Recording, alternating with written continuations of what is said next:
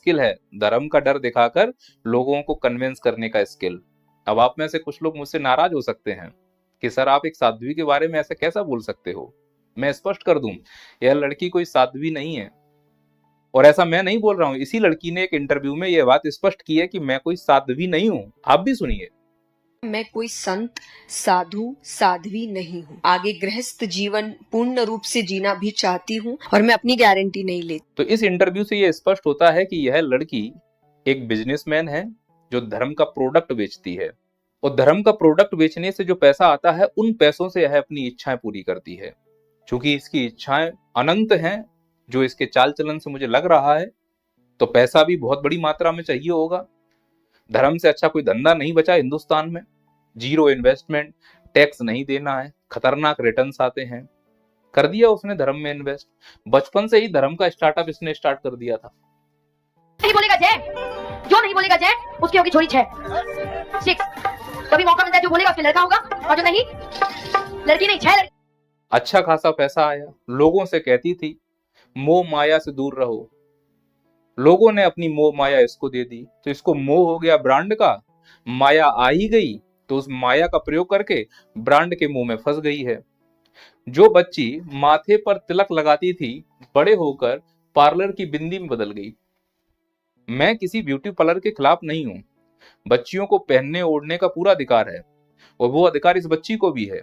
इस बच्ची से मुझे व्यक्तिगत कोई शिकायत नहीं है। शिकायत इस चीज से है कि अपनी इच्छाओं को पूरा करने के लिए आपने धर्म का सहारा क्यों लिया।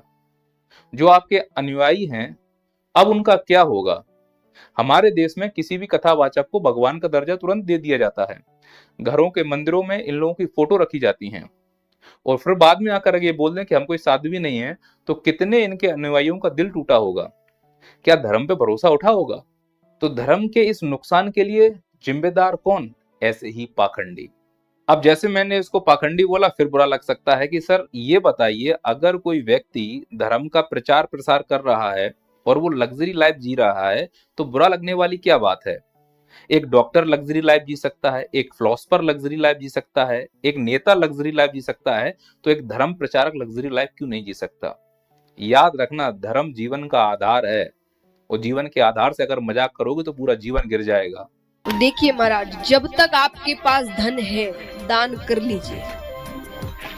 जब बच्चों के पास चला जाएगा तब हाथ पकड़ लेंगे, अब बैठ जाओ। और मैं अपनी गारंटी नहीं लेती। और यदि ये ट्रेंड सेट हो गया कि पहले धर्म का प्रचार करो, उस प्रचार से जो पैसा आए उससे लग्जरी जीवन जियो, तो आगे आने वाली पीढ़ियां इसी धंधे में प्रवेश करना शुरू कर देंगी। और आजकल के जो पेरेंट्स हैं बहुत चतुर चालाक हैं, जैसे कि अभिनव अरोरा इसका सबसे अच्छा एग्जाम्पल है। पूरी तरह से धर्म का मजाक बन रहा है, और इस पर रील्स भी बनाई जा रही हैं। सोच कर देखो, क्या सनातन धर्म इतना हल्का हो चुका है कि इन पाखंडियों के चलते हमारे धर्म की रील्स बनाई जाए। क्या इस्लाम धर्म में ये पॉसिबल है। नहीं है। तो फिर सनातन धर्म में पॉसिबल कैसे हो पा रहा है। क्योंकि हम तर्क से नहीं सोच रहे हैं। और अगर किसी को धर्म से संबंधित प्रचार प्रसार करना है तो उसकी शर्त बहुत स्पष्ट होनी चाहिए कि उसको वैराग्य जीवन जीना पड़ेगा। यहाँ तो बड़े बड़े टेंट होते हैं, जनता गर्मियों में मर रही है, पीछे बाबा जी प्रवचन दे रहे हैं, एसी लगी हुई है, कार से चल रहे हैं, ये तो पूरी की पूरी जिंदगी को जी रहे हैं। वो जिस चीज का प्रचार कर रहे हैं, गीता भागवत का, रामायण का, उसका एक अंश नहीं जी रहे हैं वो लोग। तो अगर प्रचार करना है तो फिर ऐसे बाबा संत बनो जिनके तन पे कपड़े ना हो, कष्ट का जीवन हो। क्योंकि जो सब चीज त्याग देता है वही तो दूसरों को कुछ त्यागने की सलाह देगा। अब ऐसी लड़कियां बोलती हैं मोह माया से दूर रहो।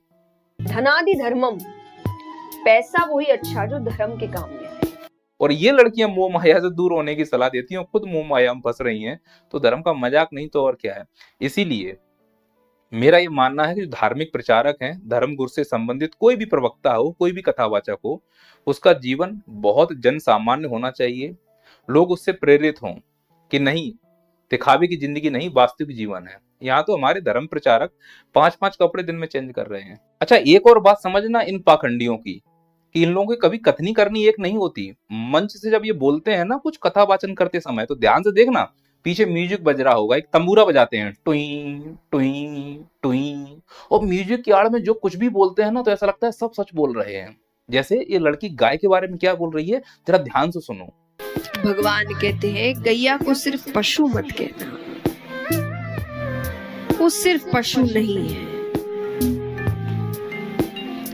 शायद ही ऐसा कोई है जिसकी हर चीज उपयोगी है, हर चीज। कितना आनंदित मन हो जाता है कि गाय के बारे में इसके विचार कितने अच्छे हैं। इसको तो गाय का संरक्षक घोषित कर देना चाहिए। फिर अगले ही पल तुम ये वीडियो देखते हो जिसमें यह लड़की बैग ले जाती हुई दिख रही है। आपको मालूम है, यह बैग एक ऐसी कंपनी बनाती है जो अपने प्रोडक्ट में गाय के चमड़े का भी इस्तेमाल करती है, और यह बैग 2.5 से 3 लाख रुपए का आता है। प्रॉब्लम यह नहीं है कि 2.5 से 3 लाख रुपए का बैग है, प्रॉब्लम यह है कि इस बैग में चमड़े का इस्तेमाल हुआ होगा। हालांकि इस लड़की ने एक बयान में कहा था कि मेरे बैग में चमड़े का इस्तेमाल नहीं हुआ, बाकी मैं किसी की गारंटी नहीं लेती। सुनिए कि वो एक कस्टमाइज बैग है, उसमें कहीं से भी कोई लेदर नहीं है, और मैं अपनी गारंटी ले सकती हूँ, पर मैं किसी कंपनी की कोई गारंटी नहीं लेती। अब इस मंद बुद्धि से कोई ये पूछे, या तो ये मंद बुद्धि है या आप और हम मंद बुद्धि हैं, कि ऐसी कौन सी अटकी डली थी कि उस कंपनी के प्रोडक्ट को खरीदना पड़ रहा है जिस कंपनी के प्रोडक्ट में कहीं ना कहीं गाय के चमड़े का भी इस्तेमाल हुआ हो। क्या तुम्हारी अटकी डली थी? कौन सा आसमान फट जाता अगर तुम ये बैग नहीं लेती? बात करती हो मोह माया से दूर रहने की, बात करती हो गाय के संरक्षण की, बात करती हो धर्म के रक्षा की, और हरकतें हैं तुम्हारी टुच्ची। बैग चाहिए तुम्हें लुच्ची, साल चाहिए तुम्हें गुच्ची। बात यहीं पर नहीं रुक रही है, अब इसकी आप गाड़ी देखिए। ये जो वीडियो में आप गाड़ी देख रहे हो ना, यह करोड़ों की गाड़ी है। ये गाड़ी तुम्हारे और हमारे चंदे से ही खरीदी है इस लड़की ने। और इस गाड़ी में जो अंदर सीटों में लेदर यूज हुआ है ना, वो नेपा लेदर है, उसमें भी गाय के चमड़े का इस्तेमाल होता है। गैया को सिर्फ पशु मत कहना। ऐसे लोग हमें गाय की रक्षा करना सिखा रहे हैं। अभी भी अगर हमारी आंखें नहीं खुली ना, तो याद रखना, जैसे बीच सड़क पर अरंडी का तेल बिचता हुआ दिखता है ना, ऐसे ही धर्म प्रचारक हर गली में मिलेंगे। और हमारे देश की वो हालत हो जाएगी, छत पर खड़े होकर 2 पत्थर फेंको तो एक भ्रष्ट नेता में पड़ेगा और एक फर्जी कथावाचक में, क्योंकि अब कथा वाचना धंधा हो गया है, धर्म का प्रचार नहीं। अब इस वीडियो के अंत में मन में ये प्रश्न तो जरूर आएगा कि आखिरकार इस वीडियो का निष्कर्ष क्या है? इस बच्ची के ऊपर वीडियो बनाने का आपका उद्देश्य क्या था? आप क्या मैसेज देना चाहते हो जनता को?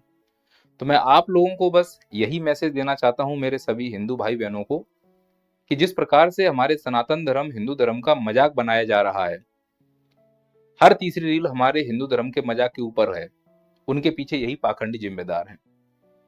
देखने में जब देखते हैं तो इन लोगों की रील्स वायरल होती हैं, इन लोगों का मजाक उड़ रहा होता है, पर एक्चुअली वो हमारे हिंदू धर्म का मजाक उड़ रहा है। मैं आप सबसे निवेदन करता हूं कि अंधभक्ति ना करें। हिंदू धर्म दर्शन का विषय है, प्रदर्शन का नहीं।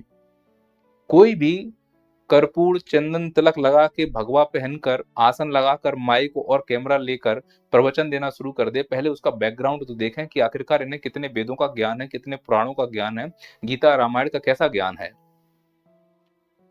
नहीं तो वो दिन दूर नहीं कि छत पर खड़े होकर 2 पत्थर फेंकोगे तो एक पत्थर भ्रष्ट नेता में और एक पत्थर जाकर लगेगा इसी प्रकार के फर्जी कथावाचकों पर।